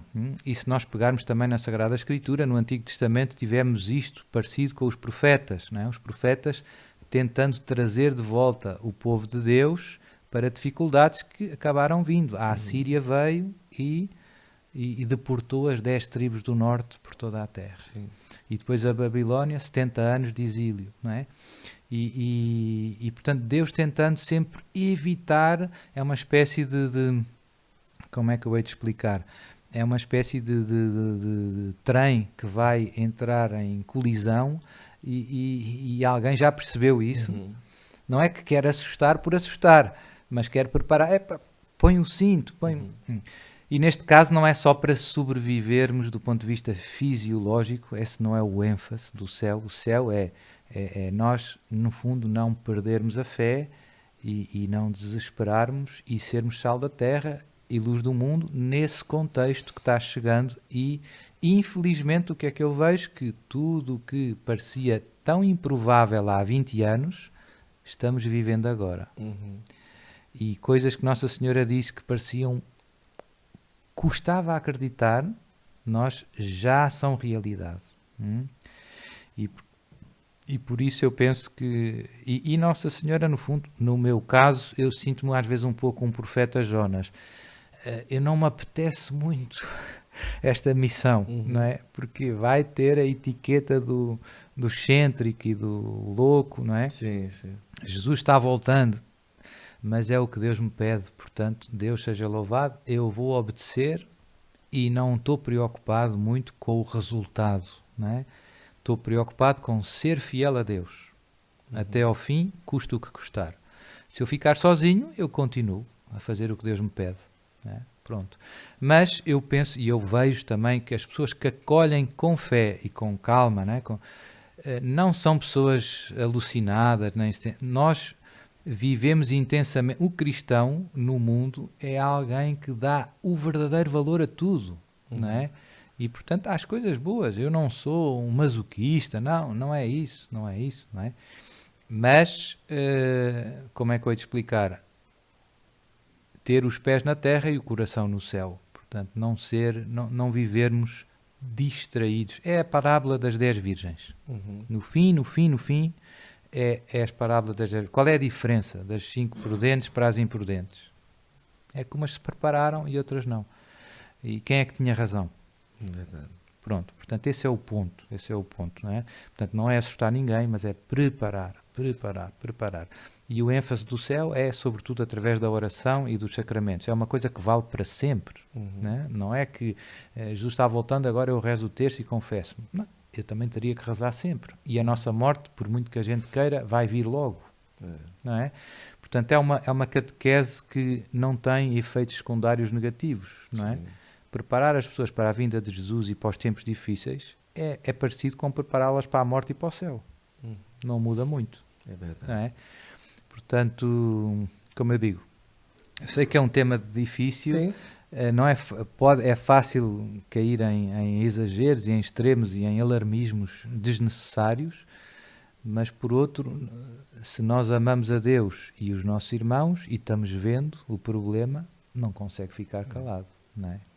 Tem gente que marca data, e eu costumo dizer que sobre o fim dos tempos, Sim. a única data que se pode marcar é a data de você começar a se converter. Sim. Só essa. É. Porque às vezes, tal data, não sei o quê. Claro, o senhor nunca fez isso, mas tem pessoas que acabam. E para mim já cai no descrédito quando faz isso, né? Porque marcar data não dá, né? A única data, na minha opinião, que se deve falar sobre o fim dos tempos é a data de quando eu vou começar a ser melhor. Certo. Né? Que é o agora, o hoje, né? E outro erro que eu vejo com frequência, o céu revelou-nos algumas coisas do que vamos viver, mas poucas. Pouquíssimas. E não quer satisfazer uma curiosidade mórbida. Isso. Então essa ideia é importante. Eu vejo que muita gente fica muito... quer saber os pormenores todos, né? E Deus quer que a gente caminhe pela fé e confie nele, né? Se você souber os pormenores todos, parece que você está controlando. Não. A solução para preparar para o fim dos tempos é reconhecer que Deus vai prover e que eu tenho que confiar e que tenho que rezar, mas não ser ingênuo, né? Não ter o óleo, né? Pertencer ao grupo das virgens prudentes, né? Portanto, é só isso, né? Uma curiosidade, você vai ver aí algumas imagens de alguns lugares aqui dessa casa, inclusive um lugar que tem uma bateria eletrônica, um baixo, que a gente vai mostrar umas imagens para vocês. Tem um teclado, tudo. O senhor, traz esse violão, por favor, aí, Lucas, bem rapidinho. O senhor gosta de música, né? Um pouquinho, gosto um pouquinho. Né? E também, assim, pelo peso da missão que o senhor carrega, ajuda até a extravasar um pouco, né? É uma terapia, é verdade. O senhor me apresentou essa sala como a sala da terapia, não foi? Foi. É a terapia do padre Duarte Lara, extravasar na música. É um né? pouquinho. Né? E também na agricultura agora. Oh, que maravilha. Tenho umas galinhas, então vou olhar para as galinhas, elas olham para mim. Eu olho para elas olham para mim, e assim está ótimo. Exato. Às vezes vou podar as árvores, cortar os ramos das árvores. Ai, que maravilha. Aí lembra do senhor mesmo. Isso, exatamente. Tem que podar. E então tudo isso ajuda. Ajuda muito. Mas eu estava hoje aqui, o senhor estava tocando um blues. O senhor gosta de blues, é ele não? Ah, que maravilha! Olha só, eu garanto que ninguém imaginaria que no Santo Flow o Padre Duarte Lara estaria tocando. Mas que maravilha! O senhor gosta mesmo assim desse estilo, assim, tipo blues? Gosto. Gosta? Blues, jazz, bossa nova. Que maravilha! Nossa, se bom. tivesse outro violão, nós íamos fazer um dueto agora aqui. Isso é uma maravilha. Pense. Mas que coisa, isso é muito bom. Mas olha, pessoal, eu quero trazer também aqui, filho, está até dentro aqui da mochila, um livro para deixar aqui de presente. Daqui a pouco o padre vai finalizar com uma bênção de água se pode fazer, mas uma pequena oração de exorcismo se pode fazer também pelos meios de comunicação, de forma generalizada? Sim, exorcismo no sentido da oração de libertação, porque o exorcismo é uma palavra que pode ser usada num sentido amplo, expulsar o demónio, num sentido técnico, que é como o catecismo usa, sentido é o rito litúrgico, não é? É o rito litúrgico do exorcismo maior ou do exorcismo menor do catecumenado. Pronto. Portanto, e nesse caso, o exorcismo maior é reservado ao exorcista, nomeado pelo bispo. Não é? Sim. E, portanto, eu prefiro usar o conceito de oração de libertação para não dar aso a nenhuma ambiguidade, Isso. não é? E para não zangar nenhum senhor bispo. A gente quer ser filhos obedientes da Santa Igreja. Sim. Esse é o caminho para o céu. Né? Então, daqui a pouco, para finalizar, o Padre Duarte Lara vai fazer uma oração de libertação para todos aqueles que estão assistindo o Santo Flow, mas aguarde aí.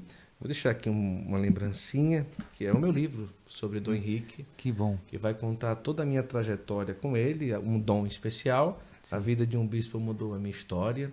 Sim. E as pessoas sabem que Dom Henrique, aqui eu conto também algumas coisas sobre isso, algumas coisas que eu escutei, o que eu pude contar eu coloquei aqui. Foi exorcista por 10 anos, né? Uhum. E quando padre, né? Uhum. É um dos poucos bispos do mundo que nunca foi pároco. Sim. Né? Dom Henrique, ele passa 10 anos numa reitoria Uhum. da Igreja do Livramento e nunca foi pároco. A igreja dele era uma igreja no centro da cidade. E por 10 anos ele dedicou a vida a atender as pessoas, acima de tudo, no exorcismo. Uhum. Então, tanto eu escutei muitas histórias, mas depois, como bispo, ele não deixou de atender. Uhum. Então, presenciei também alguns momentos em que ele, presencialmente, muitas vezes remotamente, por telefone, Sim, sim. ele realizava orações e eu pude experimentar isso de uma forma extraordinária, né? Então aqui eu conto algumas coisas e com muita alegria que eu coloco aqui assim, né? Padre Duarte, ao seu lado, lembre-se que tem alguém no céu muito especial Eu conheci para te ajudar. Eu tive 2 vezes com o Dom Henrique na Paraíba. Foi uma bênção. Momento. Foi uma bênção. Ele tinha capacidade poderia ter 15 pessoas numa mesa, mas ele fazia cada um se sentir único, Uhum. né? A forma de olhar, a forma de conversar. Então aqui o senhor um dia, quem sou eu para dar um livro para um padre que tem doutorado? Não é, analista? Mas pode ser que não tenham palavras e letras tão profissionais, mas tem o meu coração aqui. Talvez já seja alguma coisa. Muito obrigado. Padre Duarte, ao seu lado, lembre-se que tem alguém no céu muito especial sempre para te ajudar, que é Dom Henrique, né? Está aqui com muita alegria. Muito obrigado. Muito lembrancinha. obrigado. Tem muitas curiosidades, tem muita coisa que... Sim. Não é um livro que conta a história dele, mas é o que eu pude viver, como ele rezava, como ele resolvia os problemas, como ele tratava os problemas da diocese. São coisas que as pessoas Sim. não imaginam como era esse dia a dia. Então, padre, eu quero de coração agradecer. Passou rápido, mas aqui eu acho que a gente já está a 1h30 de conversa. Foi bastante, né, padre? Foi bastante. Mas Foi passou bastante. rápido, né? Talvez, né? Passou rápido. Mas eu quero agradecer a todo mundo que ajudou para proporcionar esse nosso episódio 100. Primeiro a você. Eu quero que você coloque aí nos comentários o que é que você está achando hoje aqui da nossa conversa. A você que sempre ajudou a divulgar o Santo Flow. Chegar ao episódio 100 para nós é um marco muito importante, né? O primeiro episódio internacional e com a presença tão maravilhosa do Padre Duarte Lara. Agradecer a Ana Lígia que fez essa ponte para que estivéssemos aqui hoje, ao Lucas, ao Gabriel que esteve aqui conosco. Eu agradeço a minha esposa, o que é que o senhor acha? Com certeza. A minha esposa querida que está aqui gravando e tudo, sempre muito paciente comigo, né, e tudo. E agradecer também ao senhor pela generosidade de nos acolher aqui na casa e peço desculpas por alguma coisa, por algum exagero, alguma brincadeira, mas muito obrigado mesmo por esse dia tão marcante para a nossa vida e para o Santo Flow. Obrigado. Foi um prazer, foi uma alegria e que Deus continue a abençoar o seu ministério e vale a pena dar tudo por Deus. Sim, vale sim. Só uma curiosidade, por que o senhor usa esse Escapulário escapulário? É o escapulário como qualquer outro? é o escapulário do Nossa Senhora do Carmo, Certo. porque agora quando morreu o Monsenhor Jonas Habib, eu tive uma graça grande dele, logo nos dias a seguir, e Nossa Senhora deu-me assim um puxãozinho de orelhas, porque eu não usava nenhum sinal da consagração a Nossa Senhora externo. E então ela pediu para eu usar esse. Né? Mas é um escapulário assim como os outros escapulários que se usam. Só muda o tamanho. Né? Um pouquinho maior. Eu gosto que se veja de longe que sou dela. Ah, ótimo, ótimo. Eu achei uma inspiração ótima. Ficou muito... E bonito até, né? Eu pergunto porque as pessoas daqui a pouco... Fico mais parecido com o Frei Gilson. Que maravilha! Eu perguntei também, porque as pessoas quando terminam o padre vai fundar uma comunidade, já fez um hábito e tal, não sei o que, é bom a gente evitar essas coisas. Não. Então, É só loucura mesmo. Só loucura, foi ótimo, né? Mano, muito agradecido e, nossa, para mim um presente enorme. E vamos terminar com uma bênção especial de cura e libertação a todos aqueles que estão acompanhando, a nós que estamos aqui também. Um grande presente hoje aqui para o nosso podcast.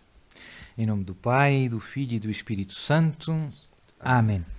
Senhor Pai Santo, em nome de Jesus, eu te suplico humildemente que derrames agora sobre todos os nossos corações, sobre o coração de todos aqueles que estão ouvindo estas palavras, a graça do Espírito Santo. Que o Espírito Santo venha com todo o poder do céu e nos inunde da paz e do amor de Deus e nos liberte de todos os ataques e ciladas do inimigo e cele, feche todas as brechas, nos dê a graça da contrição sincera e profunda de todos os nossos pecados, nos fortaleça para os vencermos com a prática de todas as virtudes cristãs. Santifique todo o nosso pensar, sentir, agir, para que o nosso coração seja cada vez mais um coração igual, um reflexo vivo do coração de Jesus. E que depois de uma vida longa e feliz ao teu serviço e ao serviço dos irmãos, mereçamos todos receber o prémio da vida eterna. Em nome do Pai, e do Filho, e do Espírito Santo. Amém. Padre, para finalizar, o que às vezes o senhor escutou que o demônio tem mais repulsa? Nossa Senhora, cruz, santo. O que as pessoas podem colocar na sua vida que sabe que isso o demônio detesta? O demónio detesta a humildade, a obediência, que está ligado, não é? Mas eu diria que em relação às coisas santas, a aversão do demónio está ligada à devoção das pessoas. Ou seja, uma pessoa que tenha muita devoção a Santa Rita, no exorcismo, se eu invocar Santa Rita, vai dar fogo. Não é? Se uma pessoa que tenha muita devoção a São José, no exorcismo, porquê? Porque aquela amizade espiritual é mesmo real. Não é? Pronto. Nossa Senhora, muito, mas como eu digo, e também depende da devoção do exorcista, não é? As devoções do exorcista, o padre se chamar os amigos dele do céu, não é? Mas pronto, eu diria isso em geral, mas depois obviamente que há muitos santos que são sempre, não é? Muito duros para o demónio, no sentido de ele não suporta, Nossa Senhora em primeiro lugar. Mas como eu digo, eu volto a insistir na humildade, não é? A humildade é muito, muito, muito importante na vida cristã e pronto. E portanto Deus nos dê a graça de sermos sempre humildes verdadeiramente. Não só parecer humildes, mas ser de facto humildes. Não é? Quem não for como criança não entrará. Não entrará. Obrigado, Padre. De Gratidão nada. por tudo. Foi um prazer. A alegria foi toda nossa. Em té. Até ao 200. Até o 200. Ah, tá vendo? Então vamos lá, né? Tá gravado, não tá, irmão? Até o 200. Só que tem um problema, porque foram 100 em 1 ano e 3 meses. Então significa que pelo menos daqui a 1 ano e 3 meses nós temos que gravar outro. E agora? O senhor se arrependeu ou não? Oxe. Muito obrigado a todos vocês que estiveram conosco. Eu quero dizer que se você pegou pela metade essa conversa, daqui a pouco já está disponível no YouTube, tá bom? Para você assistir agora mesmo. E a partir de amanhã já está disponível no Spotify, Deezer, Apple Music, Google Podcast, Instagram, TikTok, Kawaii. Em todos os lugares você encontra um pouco da nossa entrevista aqui com o Padre Duarte Lara, que foi um grande presente. Chegamos ao episódio 100 e que venham mais 100, mais 100, mais 100, mais 100. Não para a nossa honra, para a nossa glória, nem para nós, é tudo para a honra e glória de nosso Senhor, para que Ele seja mais conhecido e que as pessoas possam lembrar mais que a vida que nos espera é muito mais importante e eternamente melhor, infinitamente melhor do que essa que hoje a gente tem vivido e que aqui é só viver para a gente ganhar o céu. É isso que a gente deve procurar. Então, muito obrigado a todos vocês e até o próximo Santo Flow, até o 101, né? Se Deus quiser. Amém. Amém. Tchau, tchau.